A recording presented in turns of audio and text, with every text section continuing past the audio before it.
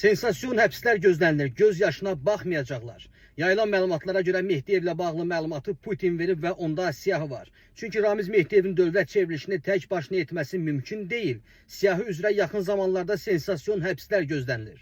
Tanınmış şəxslər, əgər onların da xəyanəti varsa və o siyahıda Ramiz Mehdiyevin qurduğu sistemdən xəbərləri varsa, media rəhbərlərindən, əməkdaşından, politoloqundan tutmuş, millət vəkillərinə, Nazirlər Kabineti sistemində işləyən kadrlara qədər heç birinin gözünün yaşına baxılmayacaq. Axaras xəbər verir ki, bu sözləri Yeni Müsavat Media qrupunun rəhbəri Rauf Arifoğlu Mehdiyev işi ilə bağlı söyləyib. Ramiz Mehdiyevin yaşı imkan versiydi, onun həbsxanaya aparılmasını, qandallanmasını görəcəkdik. Ramiz Mehdiyev kimi şəxs ev dustaqlığı olunursa, onları niyə etməsinlər? Mənim proqnozum budur ki, 3 mərhələli proses baş verəcək və sonuncuda daha maraqlıdır.